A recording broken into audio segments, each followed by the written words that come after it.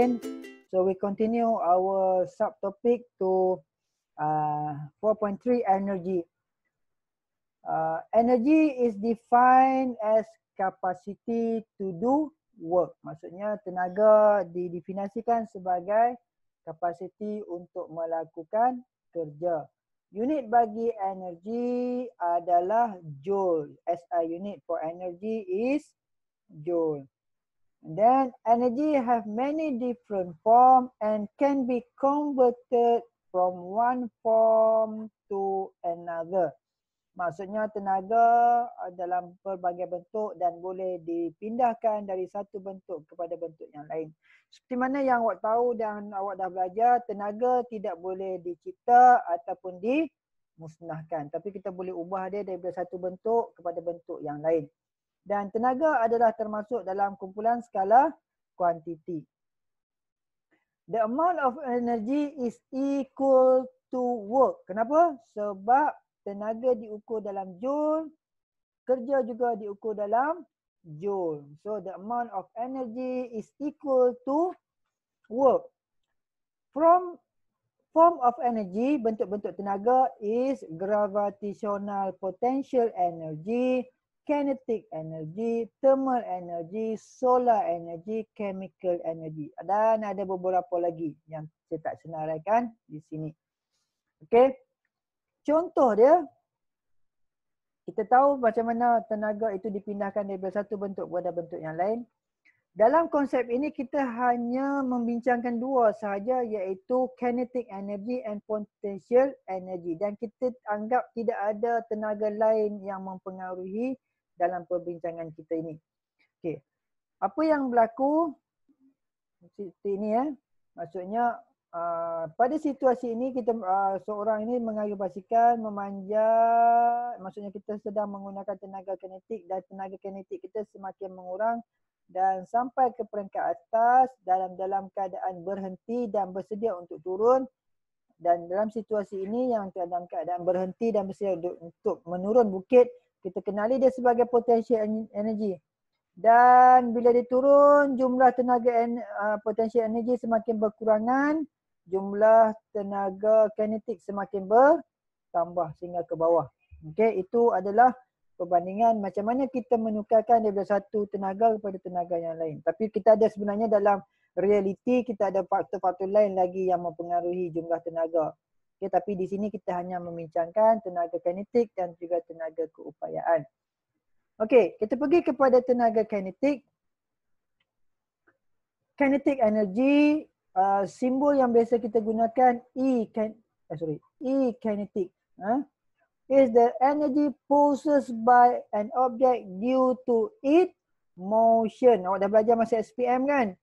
So maksudnya tenaga kinetik adalah tenaga yang terdiri daripada objek yang sedang bergerak. Any object then at rest do not have kinetic energy. Maksudnya apa-apa sahaja objek yang berada dalam keadaan rehat, dia tidak ada tenaga kinetik. So, formula untuk tenaga kinetik, E kinetic is half m jisim v velocity square. K equal to half mv square. Okay, hafal formula ni. And then apabila kita bercakap berkaitan E kinetic equal to half mv square, maka ianya akan mempengaruhi dua keadaan, iaitu dua perkara, iaitu M dan juga V. Okay. So macam mana dia nyatakan? Depend on two variable, iaitu M mass and V velocity. So apa berkaitan dia? The greater mass, semakin besar nilai jisim sesuatu objek, maka tenaga kinetiknya semakin tinggi. Okay.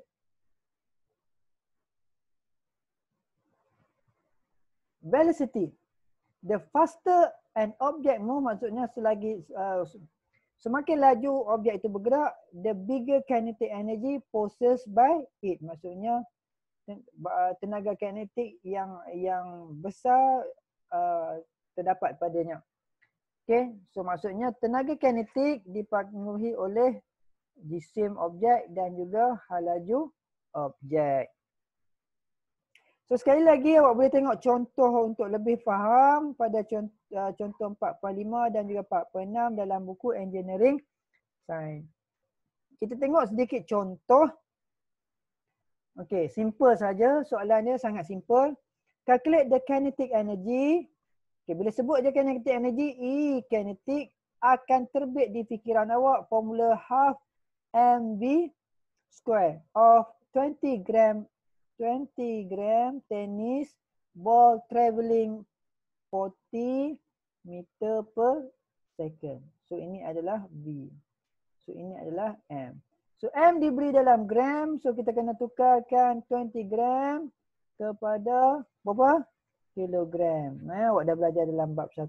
So kita tahu 1 kilogram bersamaan dengan 1000 gram.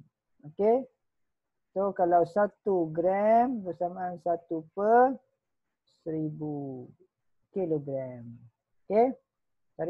Dengan perkaitan ini saya dah tunjukkan dalam bab 1. Maka kita gantikan half M kita adalah 0.02. V kita adalah 40.02. Maka tenaga kinetik yang kita perolehi adalah sebanyak 16 joule. Okay, next.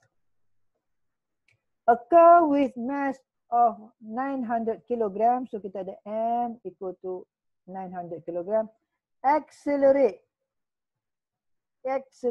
from 20 meter per second to 25 meter per second. So biasanya kita akan gunakan halaju awal U dan V. Soalan dia early kinetic energy, E kinetic kita katakan A, dan final kinetic energy E kinetic B, and work done to accelerate the car. So macam mana kita nak selesai? Early kinetic kita tahu bahawa EK equal to half mv kuasa 2 ataupun kita boleh istilahkan sebagai, kita gantikan U ni sebagai halaju awal. Tapi saya takut awak keliru. Tapi saya lukis kat sini ya. Sekejap saya padam dulu. Saya nak gambarkan halaju awal dan halaju akhir. So kita ada point A to point B. Okay. So saya ada point A to point B. Dia accelerate sini ke sini daripada 20 meter per saat kepada 25 meter per saat. Okay. So ini halaju awalnya kita ada. Sorry. Ini halaju awal. Ni halaju akhir kan simbol dia. Semua ni adalah mewakili sasaran. Jadi half mv kalau sepatutnya ni nilai dia. Dia macam half mu kuasa 2. Tapi nanti mengelirukan awak lah. Gunakan half mv kuasa 2. Saya padam ini. Equal to half 900 times 20 square. So kita dapat 180,000 joule. Final kinetic energy, E kinetic pada kedudukan 25 meter per saat. Okey. So kita gantikan M dan juga V. Maka kita dapat 281,250 joule. Okay, work done to accelerate. Kerja yang dihasilkan untuk memecut kereta. Change of kinetic energy, perubahan tenaga kinetik. Maka kita tolakkan, kita dapat kerja yang dilakukan adalah bersamaan 101,250 joule. Ingat energy equal to work. Sebab kedua-dua ni adalah joule, ini pun joule. Okay. Soalan seterusnya, practice question. A compact car moving 90 km per hour. Okay, so kita ada nilai V kita. Approximately 312 joule, 500 joule of kinetic energy. So kita ada E kinetic Okay. Find the kinetic energy of the car if the velocity reduce. Dia nak dapatkan laju ataupun dia nak tenaga kinetik jika the car velocity reduce to 45 km per hour. Okay, apa yang perlu kita buat dulu? Kita membincangkan berkaitan dengan hal laju adalah dalam unit meter per saat. So unit meter per saat. Kita menerima dalam kilometer per hour. So kita kena tukar. Saya dah ajarkan railroad track macam mana nak buat. Okay. So kita dapat daripada 90 km per jam, kita dapat 25 meter per saat. Maka kita gantikan tenaga kinetik. E kinetik equal to half mv square. E kita diberikan ni. E kita diberikan half m kita nak cari. And V 25 laju yang terakhir. Dan kita ada jisimnya adalah 1000 kilogram. Maka soalan dia nak dapatkan bila find the kinetic energy of the car if the velocity reduced to 45 km per hour. Ingat berat tidak berubah. Okey, jadi yang kita nak cari adalah tenaga kinetik sekarang. Jadi kita gantikan sebab dia nak dapatkan tenaga kinetik pada kedudukan 45 km per jam. So half mv square, half m kita adalah 1000. Kenapa 1000? Sebab m kita adalah sama. Ingat kita belajar jisim sama di mana-mana sahaja. So half mv square. So kita masukkan v kita, v square kita. Macam mana kita dapatkan 12.5? Ni. Saya belajar tukarlah. Saya bagi task pada awak, tukarkan macam ni. Untuk dapatkan macam ni. Alright. So E kinetik kita adalah 78,125 joule. Okey. Potential energy. Apa yang kita katakan potential energy? Potential energy of an object is defined as energy store. Tenaga yang tersimpan in the object because of its position or its state. Disebabkan kedudukan dia ataupun lokasi dia. Okay. Potential energy can be classified into gravitational potential energy, maksudnya tenaga keupayaan daripada graviti, dan juga graviti ni maksudnya melibatkan apa-apa yang tertarik ke permukaan bumi. Okay, ataupun center of earth. Okay, electric potential energy, elastic potential energy, spring. Contohnya spring, kita mampakkan, dia kita tunggu je untuk digunakan. Bila dia dah tenang keluar, maksudnya tenaga keupayaan kita telah guna lah.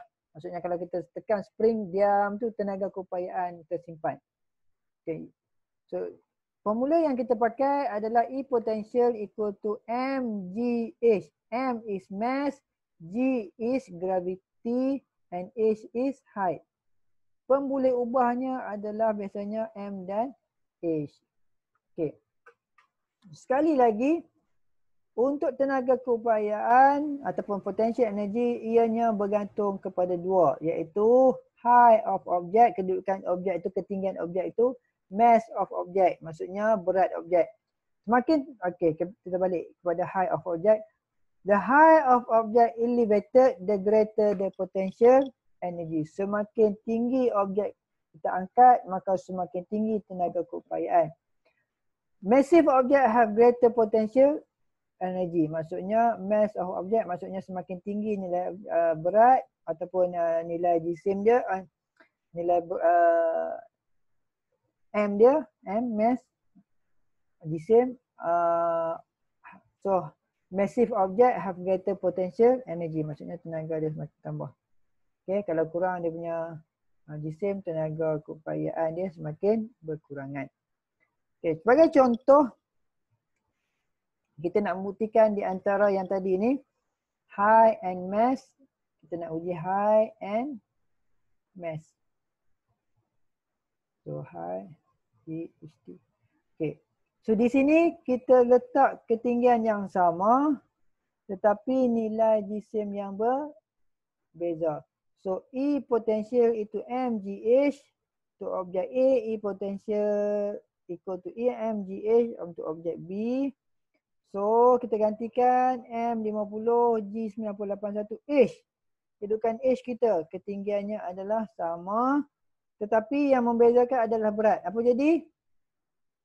Semakin tinggi nilai ataupun semakin bertambah nilai berat, maka semakin tinggilah jumlah tenaga. Sama juga maksudnya nilai untuk jisim adalah 20 kg dan lebih rendah, maka tenaga keupayaan kita dapat pun agak rendah. Okey, situasi dua kita nak buktikan, kita letak jisim sama. Okey, kita letak height berbeza. Okey, kita letak height berbeza. Berbeza berapa? 1 4 meter, 1 7 meter. Maka kita gantikan E potential equal to mgh. Maka M 50 kg, G 981, H adalah 4 meter. Maka kita dapat 1962 joule. Okey, tetapi bila kita tengok pada objek B semakin tinggi semakin tinggi dia naik. Maka 50 kg darabkan 981 darabkan dengan 7, maka kita ada 3433.5 joule. Maka semakin tinggi objek kita angkat, maka semakin tinggi nilai tenaga keupayaan tersimpan. Okey, awak boleh rujuk pada buku Engineering Science, example 4.7, 4.8 and 4.9. Awak boleh tengok dia lebih soalan di situ. Tambah lagi dengan soalan yang saya berikan ini. Okey, contoh dia, a crane is able to lift a load of mass ni M kita equal to 150 kg. Calculate the gravitational potential energy gained by the crane if it lifted up high of 20 meter. So dia bagi pada kita 9.81. Kita tahu nilainya adalah 9.81. Maka gunakan 98. Jangan letakkan 1. So kita gantikan MGA 150 kg, graviti dan juga ketinggian. Maka kita dapat 29,400 joule. Okey, harap tak ada masalah. Kenapa kita pakai formula mgh bukan kita pakai E kinetic equal to half mv kuasa 2. Saya harap awak boleh bezakan penggunaan formula untuk E potential dan juga E kinetic. Okay. Next, example 7, extra example 7. The figure shows a trolley being pulled along a slope. The mass of trolley is 2 kg m and find the potential energy. So dia bagi ketinggian pada kita. Okay, jarak rajakan pun dia bagi pada kita. So yang paling utama kita nak pakai adalah 4 meter bukan 5 meter sebab dia ambil daripada satu garis tegak. Okay. So E potential equal to mgh. M kita adalah 2, G kita 9.81 dan H kita adalah 4 meter. Mana 4 meter? Kat sini. Okay, so kita dapat E potential equal to 78.4 joule. Okay, practice question 1. Awak boleh dapatkan juga daripada buku textbook. Okay, soalan dia. An aeroplane of mass 2.4 times 10 power of 5 kg flying at a constant velocity of 200 meter per second. Okay. At height of 900 meter above the sea level. Calculate the kinetic energy and potential energy of the aeroplane. So macam mana kita nak kira? So kita ada untuk tenaga kinetik. Okay, untuk tenaga kinetik equal to half mv square. So M kita, mana M kita? Ini adalah M kita. Dan mana V kita? Ini adalah V kita. Okay. So kita kira maka kita dapat 4.8 darabkan 10 kuasa 9 joule. Okay. Kemudian tenaga keupayaannya adalah equal to mgh. M kita adalah 2.4 darab 10 kuasa 5. G kita 9.8 dan H. Ketinggian kita berapa? 9,000 meter. Maka kita permudahkan dan kita dapat 2.11 darabkan 10 kuasa 10 kilogram. Okay. So practice question yang saya dapat daripada buku textbook. Kita ada Ahmad use 800 joule of potential energy to lift up a bag onto his shoulder to a vertical distance of 120 centimeter M. Okay, 120 centimeter. Find the mass of the bag. So dia bagi G981. So sini pun dah jelas dia bagi potential energy. So E equal to mgh. So M kita ada, kita nak cari.